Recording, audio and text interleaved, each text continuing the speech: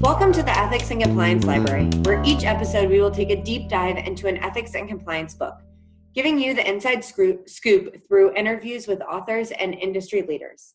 I'm your host, Lauren Siegel. Today we will analyze Blind Spots by Tenbrunsel and Max Bazerman. Before we hear from our two guests today, let's get a lay of the land. Blind Spots explores behavioral ethics from the individual, organizational, and societal levels, setting up a framework for evaluating decisions, morals, and the world around us. The book kicks off by asking readers to evaluate their ethicality compared to others on a scale from 1 to 100. If we aggregated all the scores each of the podcast listeners today gave themselves, studies show we would average higher than 50, even though the average should be 50. This alerts us to blind spots that exist in our ethicality. And yes, I did rank myself well above 50, so take that for what it is worth. There are a few key themes to call out, both as a reminder for those who have read the book and as a foundation for those who have not. First, understanding ethical behavior and the implications of ethical gaps.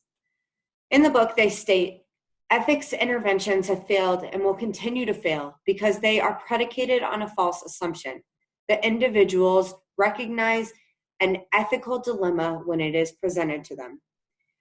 They proceed to evaluate each of the three levels, how profit-focused work environments affect the individual, how an organization's ethical gap is not just the sum of the gaps of its employees, and how opt-in and opt-out situations highlight the trade-off society is making, leading to future concerns.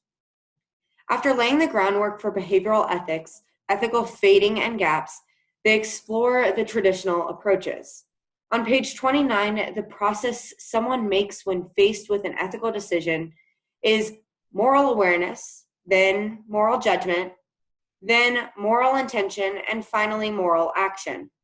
Max and Anne find this incomplete and state the model presumes that 1, awareness is needed for a decision to have moral implications, 2, an individual's reasoning determines judgment, and 3, moral intention is required for one to understand their action.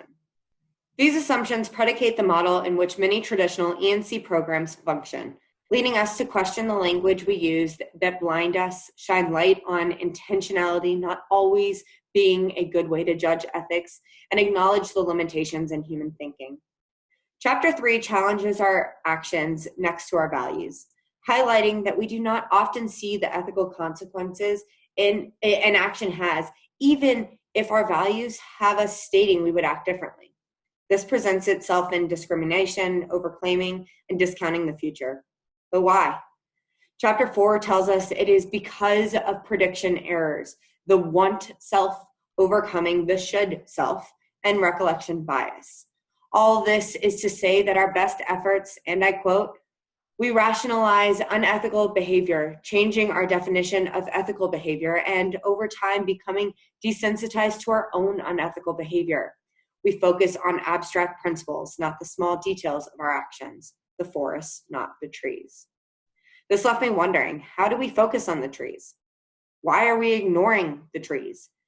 Anne and Max navigate this question through discussing the role of motivated blindness, indirect blindness, and slippery slopes, as well as the tendency to value outcome over processes. Motivational blindness, or the tendency for people to overlook the unethical behavior of others when it is not in their best interest to notice it, comes out in situations where self-interest or confirmation bias might be present, like the financial crisis. And direct blindness, or the tendency not to notice unethical actions when people do their dirty work through the behaviors of others, can be seen in leaders delegating unethical behavior to others, or general managers of sports teams staying silent on ethical issues related to their teams in the media. Slippery slopes then allow us to excuse ourselves of small infractions that become larger as time passes, leading us to fall blind to unethical behavior in small increments more than when they occur abruptly. This alerts us to our slowly degrading ethical behavior. Lastly, Valuing outcomes over processes allows us to judge the ethicality of actions based on whether harm follows rather than on the ethicality of the choice itself. This can lead to waiting too long to condemn behavior or only condemning it after harmful outcomes occur. In situations where we know who is being harmed or see the, quote, identifiable victim effect, quote, we are more likely to punish unethical behavior. But when that lack of vividness of who is being harmed is present, we're likely to leave those behaviors unchecked. As ethics and compliance leaders, we play a unique role in creating an ethical organization. On page 39, it is stated that even the most well-intentioned oaths and ethics programs will fail if the concept of bounded ethicality is not taken into account. We will explore this further in our interview with thought leader Philip Winterburn later.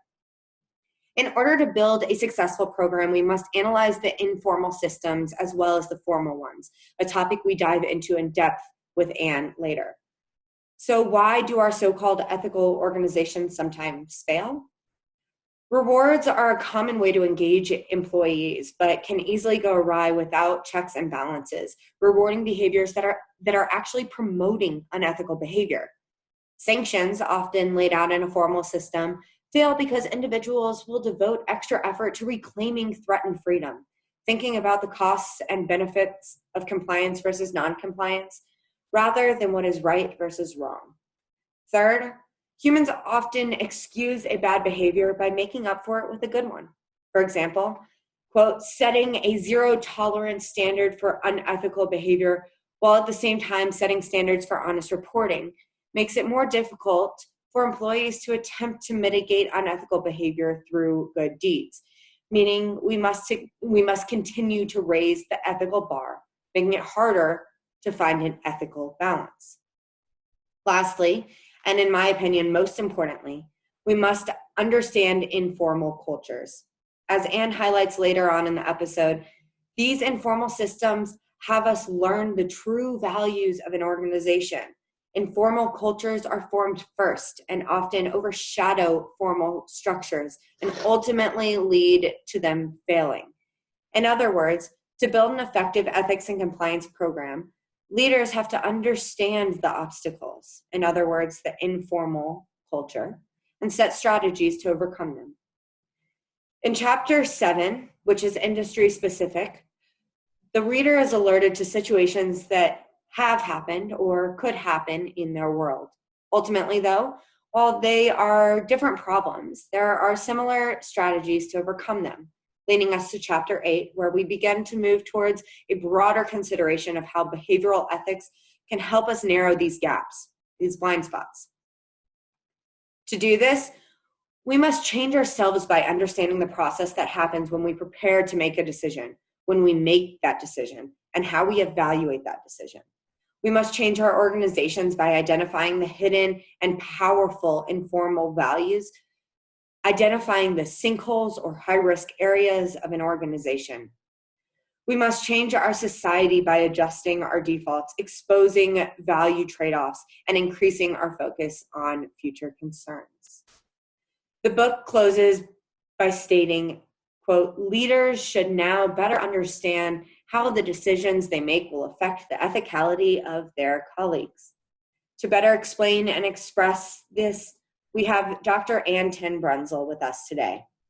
Dr. Anne Tenbrunsel received her PhD and MBA from Northwestern University and her bachelor's from my alma mater, the University of Michigan. Go Blue. She is the David E. Gallo Professor of Business Ethics in the College of Business Administration at the University of Notre Dame. Anne teaches at the executive MBA and undergraduate levels. Her research interests focus on the psychology of ethical decision making, examining why employees, leaders, and students behave unethically, despite their best intentions to behave to the contrary. Anne is the author, co-author, and co-editor of 6 books on this topic, including today's discussed blind spots, and numerous research articles and chapters.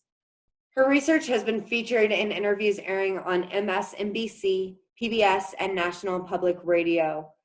References to her work have appeared in a variety of publications, including the New York Times, U.S. News and World Report, Sports Illustrated, Harvard Business Review, The Guardian, and Forbes, and in blogs for Psychology Today and Freakonomics. Today, we are excited to have Anne with us. Welcome, Anne. Anne, I am so excited to have you here with us today. Many of the people listening to this podcast will have read Blind Spots or have it sitting on their shelf looking forward to reading it. And we're going to take a deep dive into it today. So now that I've read your book, it's sitting in front of me. Make it simple for me and everyone listening. Why does this book matter? Especially given that it wasn't written yesterday. There's been a lot that's changed in the world. Why does it matter? Well, thanks, first of all, Lauren, for having me. So I think it matters because it takes a slightly different, or maybe even vastly different, approach to ethics than has been traditionally true. And when I say traditionally, I'm talking now maybe a decade or so ago, 2 decades. And that is, rather than focus on giving you ethical principles and showing you our ethical code, say as an employee, which turns out to be not very effective. It says, why is it that you, Lauren, as a good person who really cares about ethics, why might you stumble or really take a big fall and not realize it until it's too late for you and for your company? So it actually uses behavioral science, which is why it's the field was eventually named behavioral ethics, which tries to understand not the bad apples, but why every good apple can become a bad apple. What is it about themselves interpersonally? What is it about kind of the groups that they're a part of?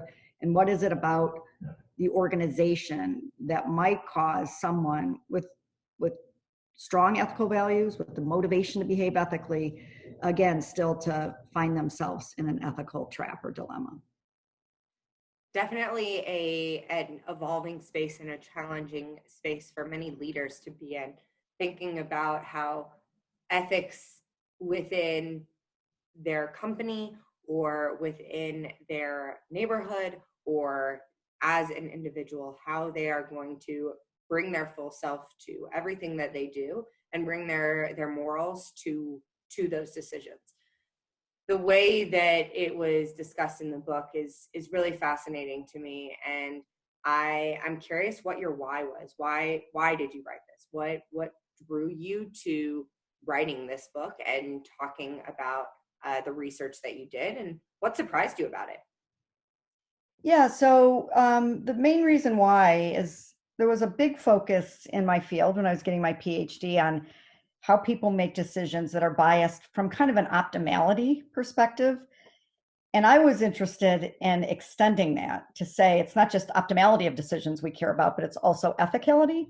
So what are the biases? What are the tricks our minds, for example, play on us that lead us again from being a person with strong values to a person that then compromises those values? And then key to me is you don't realize that it's happening. If you knew what was happening, you'd be able to update your behavior and learn. And the problem is we seem to hide this from ourselves. And so I began this research really motivated by the fact that I think successful companies aren't just really good decision makers or full of employees making good decisions, but are also making ethical decisions. At the time, I have to say it was not necessarily welcomed in the business field. I can imagine. I always like to tell a story when I'm giving talks to companies of one of my first job interviews at a very well-known university. And after I gave the talk, a very senior person stood up and said, well, this is all very interesting, Anne, but what are you going to study when ethics is no longer a fad? And clearly, I was so thankful, not really, that Enron and WorldCom and all of them came along, because it really showed the seriousness of this and got a lot of people interested in trying to change these behaviors. Yeah, that's what's so fascinating about the ethics space, is that so many companies, up to the point of Enron and so many of those failures, were focused only on compliance, but ethics takes it a step further. Compliance is following the letter of the law, and ethics is going beyond that. And so much of it is intangible in the way that we think about it. Compliance is, here are the policies, but ethics is much more than that. Is there something you wrote about in the book that you're maybe interested in further investigating, or that maybe now your research that you've done has contradicted what you wrote about in the book? Well, I've continued to, I think, examine each of the areas that we cover in the book. One is this notion of why is it that we all believe we're more ethical than we think that we are. So when I'm in a room full of executives and I ask them to rate their ethicality on a scale of 0 to 100, 100 being the best, 0 being the worst, 50 being average, when I average those numbers, it should be 50, and it never is. And in fact, I ask a variety of things. How good is your driving? How good are your aesthetic skills? And in general, what we know is from psychologists is we all fall prey to these positive illusions, right? We all rate ourselves better. And there's some actually good reasons why we do that. But what I noticed, because I've been doing this for like maybe 28 years now, the same measurement, is that the ratings of ethicality are substantially higher than all. So everybody's inflating, but we're almost hyperinflation when it comes to ethicality. So it's a real problem because we really don't see where we might fall in this perception. So I've continued to examine why that is. So one of the reasons is we predict we're going to behave ethically. So when you're thinking, Lauren, oh, I'm going to be in a meeting, and if that person suggests we do this, or maybe says a comment that isn't appropriate, I'm going to stand up. And yet at the time that you're in the meeting, you actually probably don't do those things. So we predict we are going to behave ethically, we don't, and then we recall that we did behave ethically. So I'm beginning to look at who's more likely to do that, and what are some interventions we can find.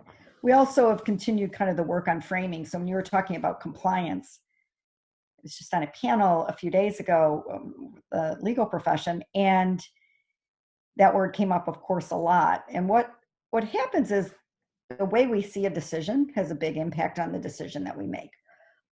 And when we see it as a compliance decision or a business decision, which to me, those are pretty intertwined, it turns out that we tend to make less ethical decisions. And if we said this has nothing to do, this is what we should do as an ethical company or as an ethical person. So we just published, a paper just got accepted on demonstrating this, showing what's different between different frames. And then continuing to look at kind of the ethical infrastructure of organizations, their communication systems, their sanctioning systems for ethical behavior, their surveillance systems, trying to understand how is it that the organization either helps or hinders converting your desire to blow the whistle, your desire to kind of stop bad behavior, from your actual decision to do so. It's so interesting the way that companies have shifted their views on people blowing the whistle since Enron, since the DOJ update. There was an interview a few years back with Huey Chen regarding her work on the DOJ corporate compliance guidance from 2017. She said that the questions asked in the guidance were really designed to get officers to think about their program. And you said that the reason that you're asking all of these questions in the book is to get people to think. And that's exactly what the ethics and compliance officers have to do in their organization. But the concept of asking questions is a nice tie to the regulator's request, but very challenging to do. And you've now given them a framework to ask these questions, but rather than proposing the answer, you have a framework built for them. How do they put it into action? Where do they begin? So I think what I always say at the end of a talk or anything I've written is, if you've gotten nothing out of this other than understanding that you're not as ethical as you think that you are, then I will have done my work. And so I think the very first questions have to be along those same lines. Where are your blind spots? Is it so? In some other research we're working on, we're looking at sexual harassment and blind spots in sexual harassment. And one of the more robust findings that we're seeing is that when you admire and respect somebody, you actually don't think what they do is as bad as if you didn't admire or respect them. So that's just one example, right? So one of your blind spots may be all the people you admire and respect. If you hear something bad about that, you discount it. You might even actually shift the focus and say, oh, you're always a complainer, for example. Blind spots in your reward systems, right? What are you rewarding and what aren't you rewarding? And what I always recommend that people do here is really think about what people perceive to be rewarded. So we were doing a project on law firm culture. It's a group of 5 of us, and we were interviewed partners all the way down. And one of the junior associates told a story. They were not told never to make up your timesheet, right? It should be an exact accounting of what you do. And yet they described a story where this kind of star junior performer sat at the dinner table that they're all at and filled out his timesheet for a whole week, which was exactly against. And this person kept getting rewarded. So what does that send a signal of? They really don't care if you make up your timesheet. You'll still get promoted. So asking your employees, what do they think is rewarded, whether it's factual or not, in their mind, it is factual.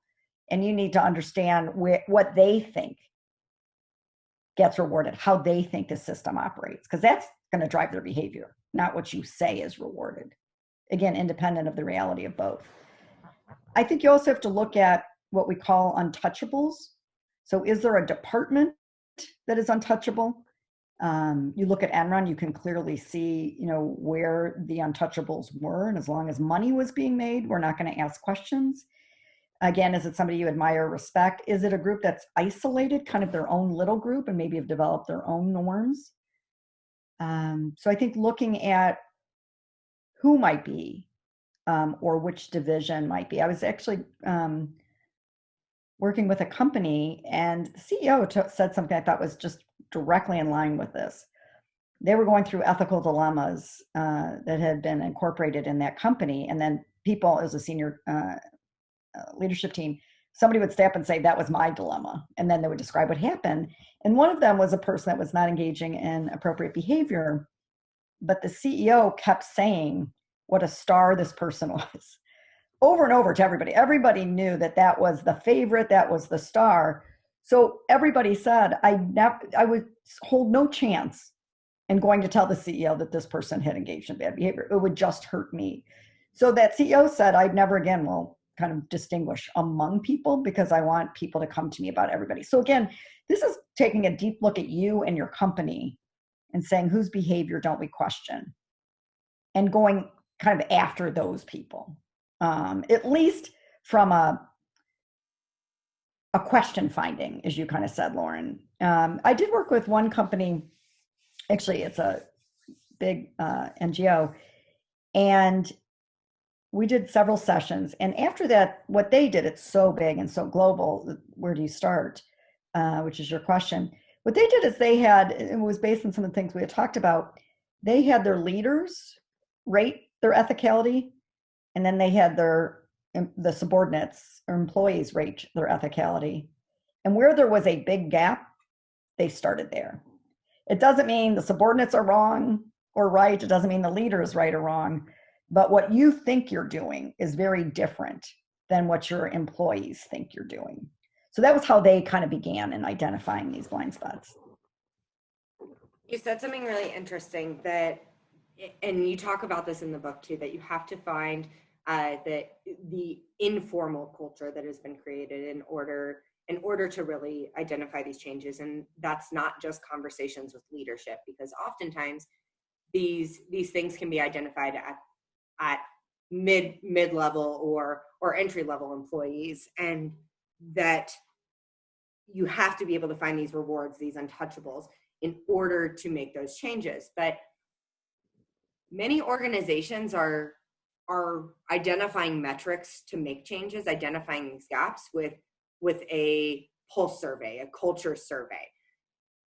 How does that impact their ability to find the blind spots? Is that sufficient? So it would depend on obviously what the questions are, who they're asked of, what the expectations of the employees are in these culture surveys. It's not a bad place to start. I personally, and I have recommended this before, if I really want to know where the culture differed from what I at least told people the culture was, is exactly as you said, and that is to ask new employees. You put them through a whole host of, this is our company, these are our values. And within a month, they're in their job and saying, oh, this doesn't seem appropriate, right? Over time, people will become desensitized to that. And it's just the way we do business. So getting those new employees and saying, where are we not, what surprised you given our training, could be useful. There's an interesting study that NASA did, and they put experienced pilots and then pilots that were completely inexperienced. And they ran them through a simulation, and they had obstacles on the runway, which the experienced pilots should be more experienced at finding. And the new people, the inexperienced, found the obstacle and avoided every time. And the experienced pilots, 25% of the time, did not see it. Wow. So become blind just as a result of longevity, as a result of social norms. So who knows those? It's new entrants into the organization.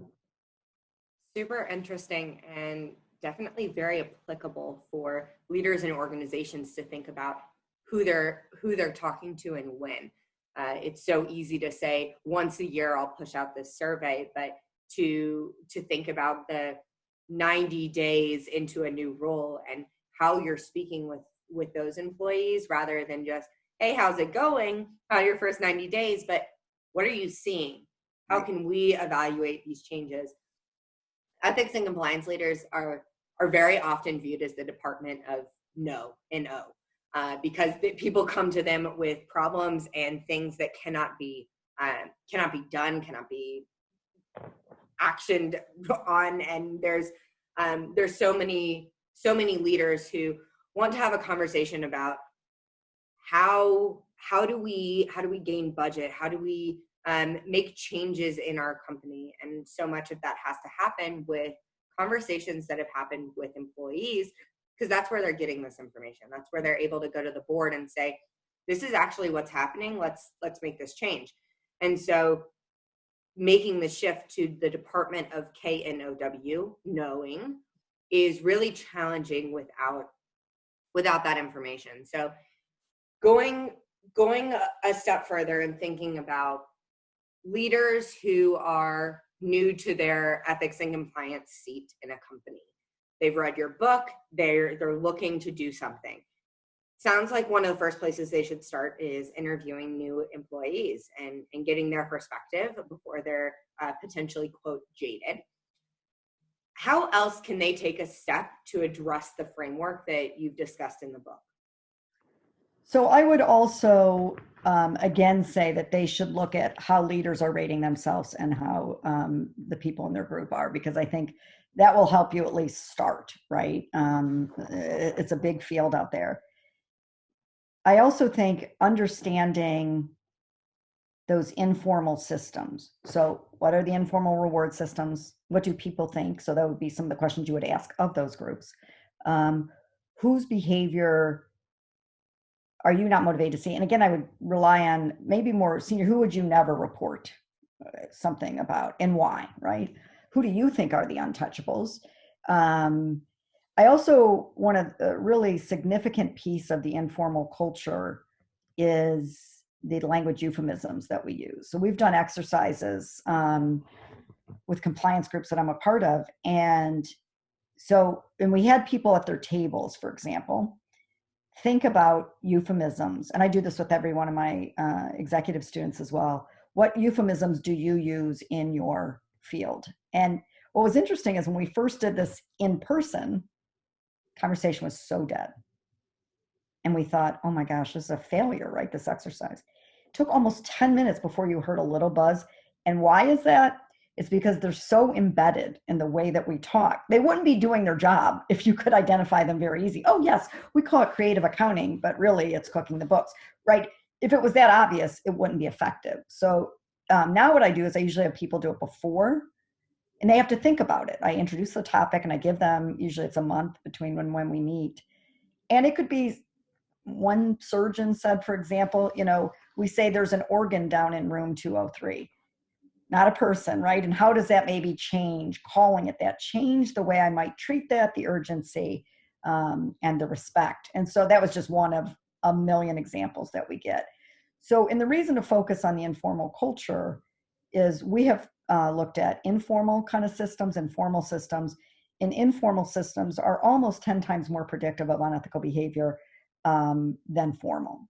Formal would be two biggest ones being code of conduct, second being training. And so you really need to look at, again, what's the gossip? That's informal communication.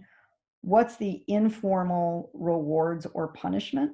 Do people have retaliation by just excluding you, right? Which is a big carrot or stick, depending on how you look at it in organizations. Yeah, labeling behaviors, labeling words and actions in an organization can be very hard. Doing it for myself as an individual, as you were saying that, I'm thinking about the things in my life that I say and mean something different. And that's a really hard thing to do. Organizations are really plagued with so many challenges on a day-to-day basis, ranging from this is how I'm going to hit my quota all the way to this is what the board told me I have to do. Now I have to figure out how to do it ethically. And it no longer is just we have to do what is right for our shareholders. That's not the reality of the world anymore. Organizations that are only focused on shareholders are going to fall behind. They're going to be seen in the public eye differently because there is a shift towards stakeholder capitalism. It is about your employees. It's about your consumers. It's about the board as well. It's about your shareholders as well, but there's so much more and there's so many more people involved. How do you feel that Blind Spots supports, rejects, or amplifies the stakeholder capitalist movement? You know, that's a great question, Lauren. And a significant portion of my work, as I alluded to, is this notion of how we frame the decision has substantial impact. So in this paper that was just accepted, we find that a business frame leads to more unethical behavior. But more important, we begin to identify what the differences are. So we find that in a business frame, we are less likely to think of others. So you just don't mention the impact of the decision on others. This is people that are trying to think of it in either a business or ethics frame, the exact same decision. So you're less likely to mention others. You are engaged, which is interesting, in more of a cost-benefit analysis in business frame, and you're at what we call lower level of control, meaning you're really focused on feasibility, what makes sense for me in this moment at this time, versus in an ethical frame where we think more about others, we don't engage in cost-benefit analysis, there's no calculation, it's the right thing to do, right? I don't have to weigh these pros and cons, the right thing to do is this. And we're at a higher level of control, more, how do I desire to be? How does my company desire to be? So this question about stakeholder capitalism, I think, is directly related to that work because it examines the frame by which we look at the decisions. And it's reframing what is a business frame. And so one of the things we have found is that if you are, so let's say, Lauren, you're in a business frame and I tell you to think about others, I kind of prime you. Well, then suddenly your behavior is as ethical as people in an ethical frame. So simply intervening, and that's in some sense what stakeholder capitalism, as long as you can make it salient to the decision maker, because you're, in some sense, by saying stakeholder, you're expanding whose interest. I think you're also probably increasing the control level associated with that. So you're getting people to think broad. So high level of control, which is related to ethical behavior, just means I have a broader, I'm more at a forest level rather than a tree. And I think that's what stakeholder capitalism is doing as well. The cost benefit analysis, it's really strong. So if you're in an ethical frame, and then I then tell you to weigh the pros and cons of your decision, you are as unethical as somebody in a business frame. That I don't have an answer. So that's something that really needs to be investigated. Cost benefit analysis is awesome. It's a great tool. I'm an engineer. I love it. When I decided which university to go to, I have my whole kind of cost benefit still 25 years later. A lot of government proposals require it, but there is something about engaging in a cost benefit analysis that leads you to more unethical decisions. And so I think we really just need to think about why that is. There's some research that shows that it causes you to, it leads to more depersonalization, which again then would be related to thinking about others. So I think we have to rethink kind of this cost benefit analysis to make sure we're including the right inputs in it. So one last question for you. I think that one of the hardest things about being an individual who cares about ethics, going into a business that must be compliant and is looking to bring ethics into that, is thinking about how you can make those changes. And you can do it with interviews with new hires. You can do it by understanding the informal structures, but ultimately you're required to have a helpline. You're required to have a code of conduct. You have all these requirements that are put on you. And those are the formal structures that often fail us. How can we think about these formal structures in a way that doesn't limit our ability to identify the informal? That's a great question. It's not like they don't matter, right? They just matter to a smaller degree. So I would never want to go on the record to say that formal systems don't. They sure do. I think where you run into problems is when that's all you do. And you feel like, yep, we checked the box on these formal systems. If you think about most formal systems and even compliance, it creates a floor. And if that's all we have, we know from decision-making research, we're going to anchor to that floor. And then there might be this slippery slope that occurs that even brings us below that floor because we've justified ourselves that this is okay from some of the biases we talk about in the book. So what's really important is that you have an aspiration. So it's beyond just this is the minimum, and this isn't going to be acceptable. This is what, and you should have something that you're striving for that is something that people can actually attach themselves to. So one of the things we say in the book, example we give is a company where they tell 4 stories. It was one of their training of people who are now vice president and above. And it turns out that they all blew the whistle when they were new employees. And that's at the end, but it really shows this is what we want. This is what we will reward.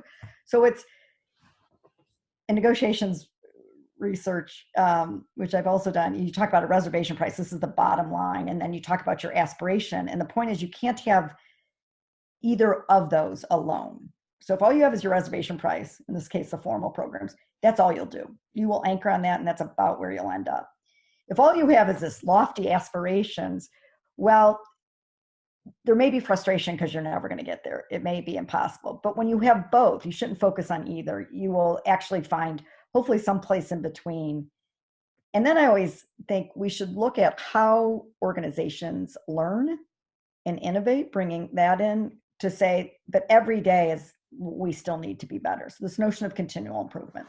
Well, and as we wrap up, is there anything else that you want to tell our listeners today about blind spots, about the field of behavioral ethics?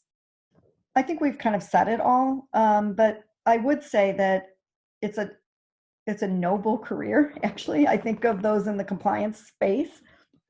I've talked to so many of them. I admire them. They lose sleep. They don't take this lightly.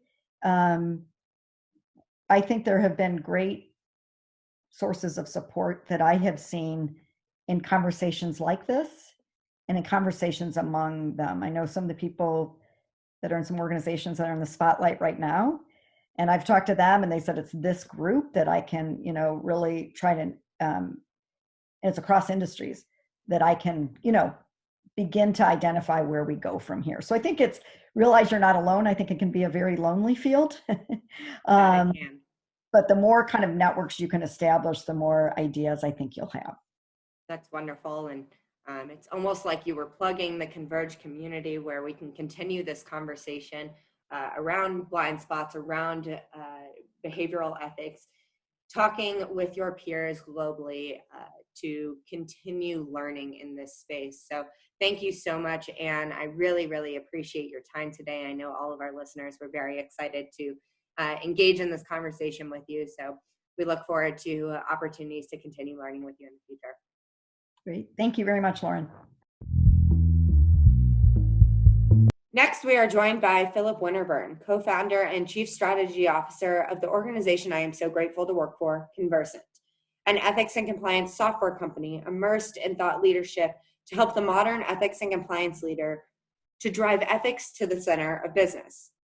Philip has a unique passion for the book we are discussing today, so much so that he tells every new team member to read it. Welcome, Philip. Our listeners are excited to hear from you and learn more about how you have seen the framework from blind spots applied in organizations. Philip, it is so nice to have you on the podcast today. We are talking about blind spots. As you know, there's so much to dive into here, but the place that I want to get started is at the very beginning. And for me, that's the first time I heard about blind spots was from you. I started in my role at Convercent, and within the first week of any employee starting at Convercent, they're hearing about blind spots from you. Why is this book so important? So first of all, thank you for doing this podcast. This is awesome, and the topic is fantastic. So why am I passionate about this one book? Because, frankly, it was the first book that got me really hooked on what I see as the fundamental challenge to all organizations, which is it's not about catching the bad guy. It's about how do we help the normal, everyday human being stay on the straight and narrow, because we are flawed individuals, we make mistakes, and in fact, we can fool ourselves into believing we didn't make mistakes. There's so many layers to this.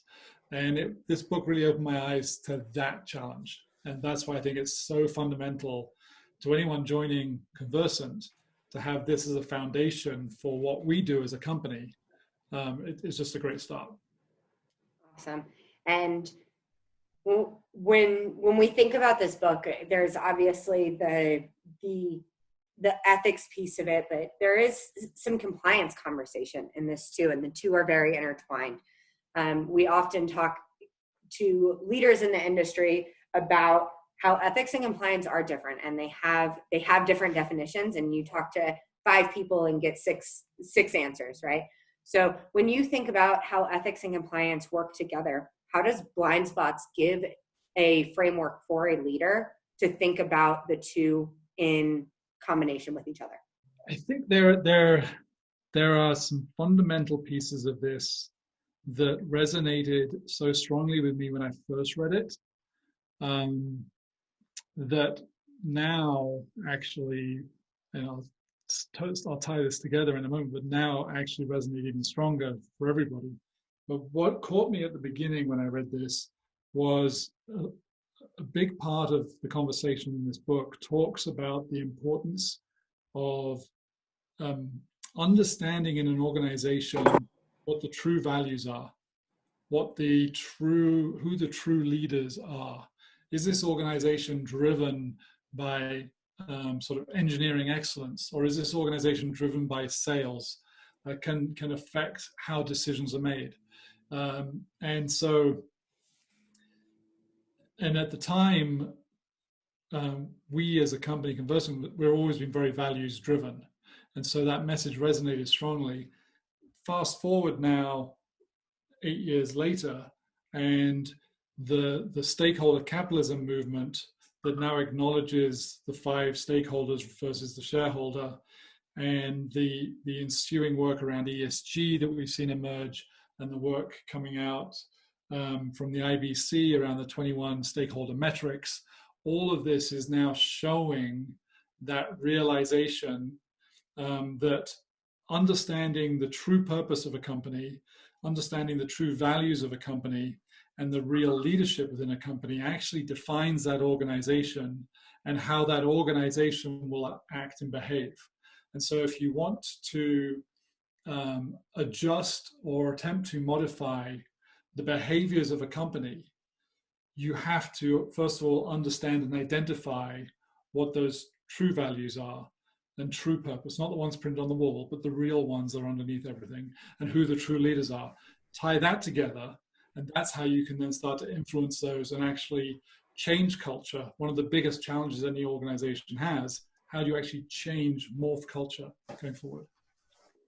So you just drew an interesting connection between formal and informal structures that are in place within an organization, and to the stakeholder capitalism movement, the shareholder versus the stakeholder, informal versus formal. I'm curious, can you expand upon that a little bit more and how you see the two connected and driving an organization forward? Formal has very little bearing. It's the informal that is the real engine in the organization.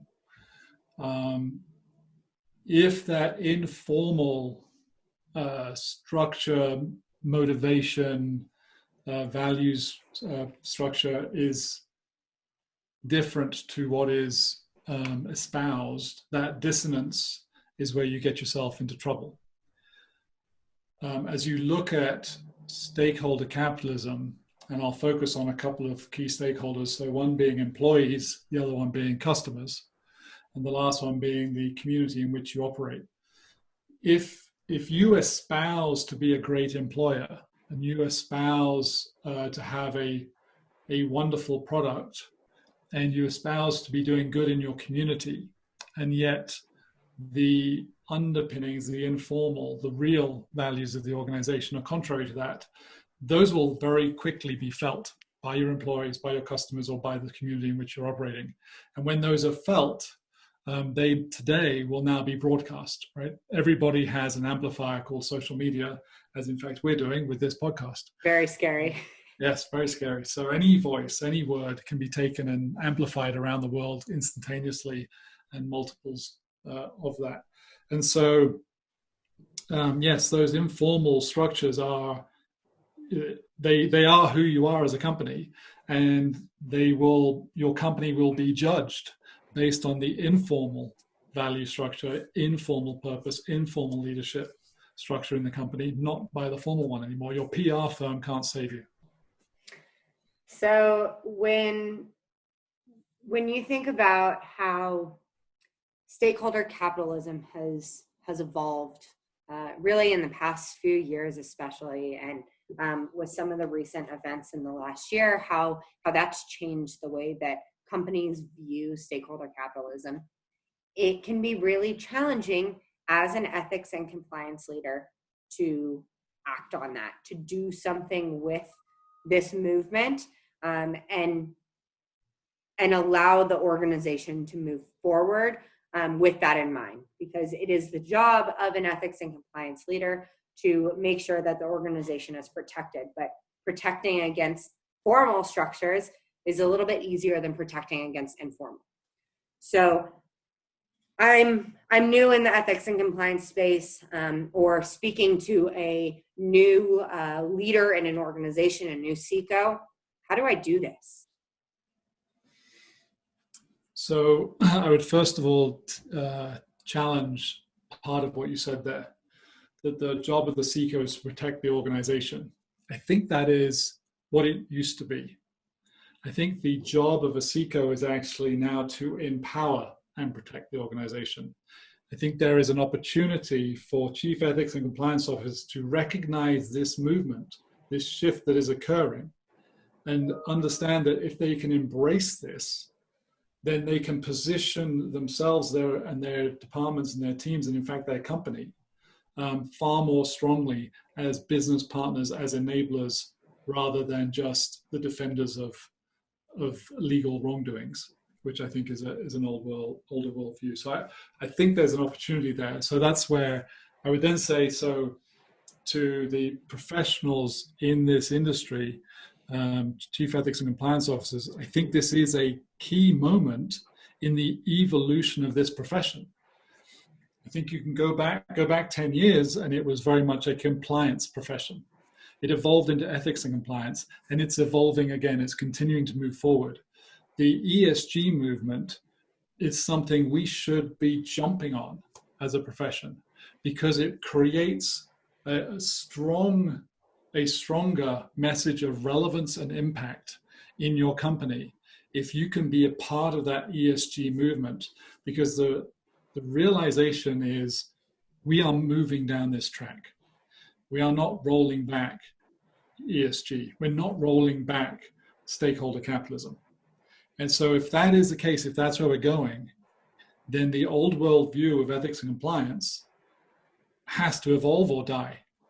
And so the opportunity, I think, is to embrace this, jump on it, and let's look at the new metrics that are published, the 21 key core metrics that they came out with. How can you, as a chief ethics and compliance officer, dive into those and identify the ones that you can actually impact or elevate or provide transparency around, and start bringing them up in the organization and actually create that movement and fuel that movement and be seen as a leader in that conversation?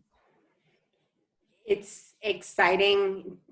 It's hard. Change is hard, but there's definitely passion in your voice when you're talking about this. And I think in understanding more about the industry every day, there's so many ethics and compliance leaders who have this vision of what the industry looks like and are no longer wanting to explain to their friends and families and coworkers what they do as check the box.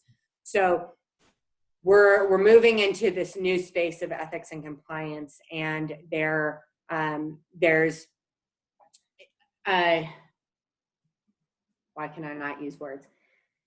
I heard a podcast with Brene Brown, who was talking about the relationship between trust and vulnerability.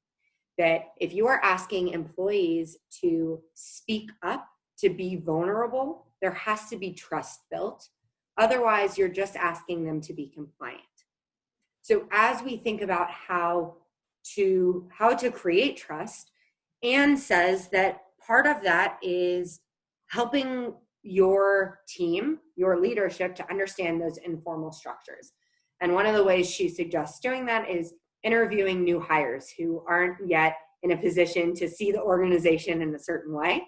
I'm curious, how else do you feel that leaders can begin to understand the informal structures to build trust in their organization to allow employees to speak up? Trust, to me, is at the core of all of this.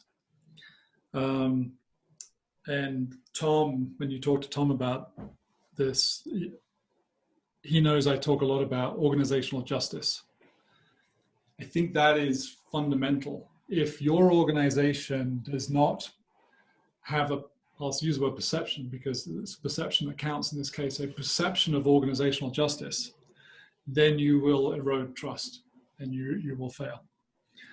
So I think anything you can do to promote the perception of organizational justice, ideally the actuality of organizational justice, goes a long way. People need to know that the rules apply no matter where you are in the organization.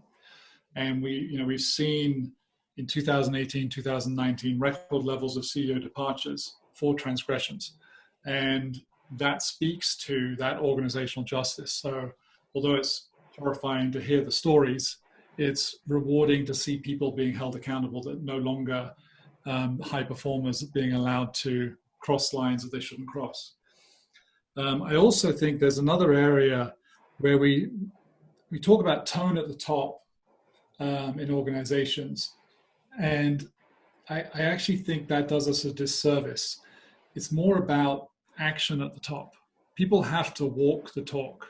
So the quarterly email from the CEO espousing ethical performance and behaviors is not the right solution. It's what does that person actually do when they're walking around the shop floor and talking to people? How do they treat individuals? How are decisions reflected in the organization? That's what really makes an impact. And because people don't see the CEO very often, what's more impactful is the line management and how are they walking the talk. And so how do you bring ethical behavior and awareness down into the depths of the organization so that you know that the layers of management that you have are walking and espousing these values? Mary Gentile has a wonderful program called Giving Voice to Values. And to hear her talk, she spoke at Converge in October. Her program of actually giving people workshops where they can create the muscle memory of talking to these things and how they would respond to certain decisions or questions is so powerful and resonated for me. I think it's a wonderful mechanism to carry forward. The 1 hour online training that you get through PowerPoint death is a complete waste of time and actually is counterproductive. But putting people in a workshop environment where they can discuss and share ideas and thoughts, that's where you have real power to what you're doing. I am really excited to get the opportunity to interview Mary for the next podcast, Giving Voice to Values. And you touched on something interesting, that organizations are having to think of new ways to walk the talk when we're in a remote environment. And moving forward, organizations likely in most cases will not be all completely in the office. They won't be able to show that they're walking the talk. In your experience of working with organizations in all industries at all levels, how have you seen this done in a way that we can actually action today? Yeah, that's an interesting question. Before I answer your question, I'm going to read please. To you, which is actually from Max and Anne's book, right? Blind Spots, Why We Fail to Do What's Right and What to Do About It. There's a fascinating page 164. They talk about identifying ethical sinkholes in the organization. And there's 3 particular sinkholes they pull out: uncertainty, time pressure, and isolation. Now reflect back on 2020. What did we do to people? We isolated them. We gave them a heck of a lot of uncertainty. And in most cases, we put them under a lot of time pressure. So the challenge that organizations faced in 2020 cannot be understated. I mean, this book was written, 10 years ago almost. Yep. And those are the 3 things they called out. And we walked right smack into them in 2020. It's funny, first of all, that you know the page, that you know those things is great. And it just shows the passion that you have for this book. But I think there's also something to be said for change being a constant. And it's something we talk about every day with ethics and compliance leaders, that you can read a quote from the recession back in 2008 that you would think was written yesterday about the pandemic. And there's so much of that you see in this book, and that's why it is such an important piece. Yeah, absolutely. Okay. So to answer your question, which was about isolation, how do we do this remotely? So yes, I do believe that even after vaccinations and everything, and we start going back to work, I believe there will be an increase in people working from home as a result of what we've gone through. I also believe that we are going to be back in the office. So I think it's going to be a hybrid model, because we do crave that social interaction. Very much. And the business benefits from those casual sort of encounters that you get that create knowledge transfer and innovation. But what can we do in the interim? I've seen some interesting ideas. I mean, people have been doing things like an ethics and compliance group in a Dutch organization that was booking time on screensavers, and their IT group was able to push messages onto screensavers, so they would have like the lunchtime slot on a Tuesday was the ethics message for the week popping up on people's screensavers, which is a wonderful, I think, idea to re-engage. I think we're all Zoom fatigued, but the use of video messaging is much stronger than an email. And so as an ethics and compliance leader or as a CEO in a company, I think it's very powerful to do a short, it's 15 seconds video on your iPhone and send that out, reminding people, asking people, talking to people, whatever the tone is that you want to send out, but having a very a deliberate approach to the communications you're sending, because your interactions are now more limited than they were before, because people aren't walking down the hallway and seeing the posters, because people are losing connection with the values of the organization because they're not living in them, and they're now reverting to the values of their home, which can be different. I think we have to over-rotate and increase that communication outbound and learn from our marketing friends as to how does marketing work? How do you get messages out? How do you engage people in a digital world? And there are absolutely ways to do it. There are patterns to use doing that in terms of video outreach, web-based communications, injections on screensavers, wallpaper, login messages when you connect on your computer, you get a first message. There's all sorts of techniques you can use to do that. As we move into an ethics and compliance space where we're being asked as leaders who are ethical, not just as ethics and compliance leaders, but any organizational leader, to do more with less, to make a change in the organization when the organization has fought change. How do we take the things that are given to us in this book? How do we take this framework and take small steps? What is our first small step to look at so that we're not taking on a project that is going to fail? The easy answer is it depends, because it does. But I'll give you a more specific answer because that's a little bit of a cop-out. I would say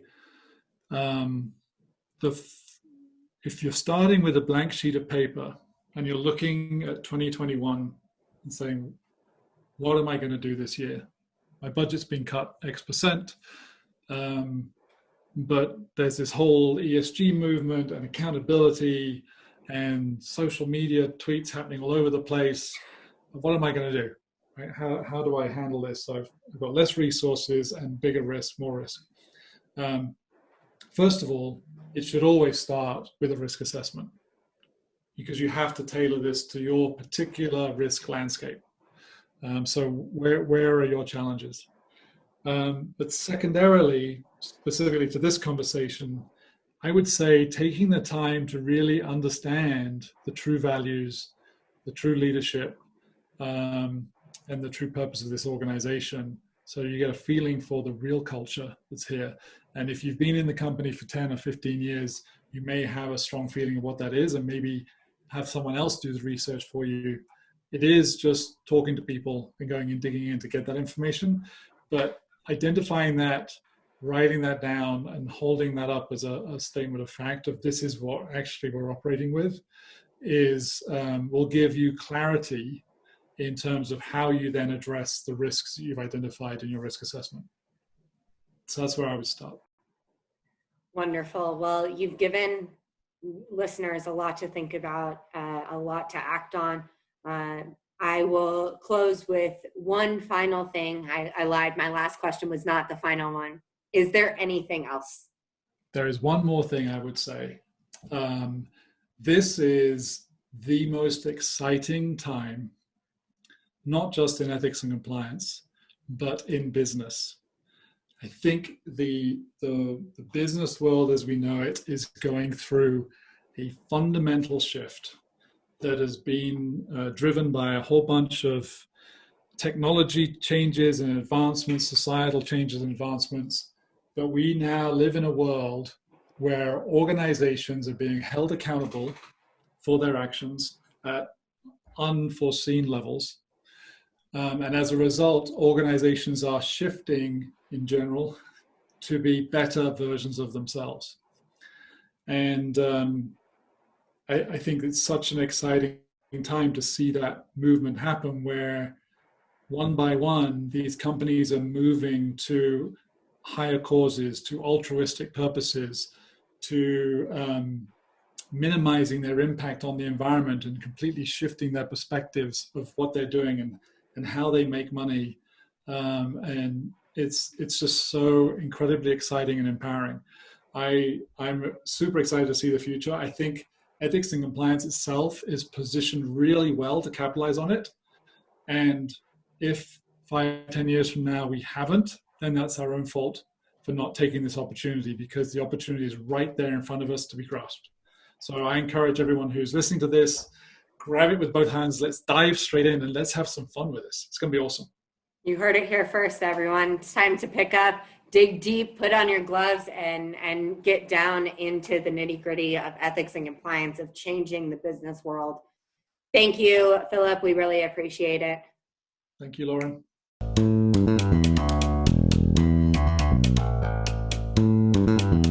Thank you again to Dr. Ann Tenbrunsel and Philip Winterburn for their time and expertise presented in today's episode on blind spots.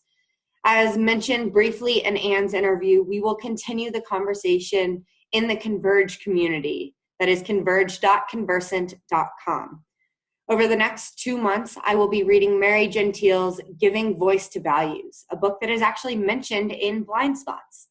I hope you consider reading along with me and sending questions to me for me to ask Mary during the next episode of the Ethics and Compliance Library. I'm looking forward to diving into Giving Voice to Values in episode 2, airing late May 2021. Thank you for listening, and thank you for leading.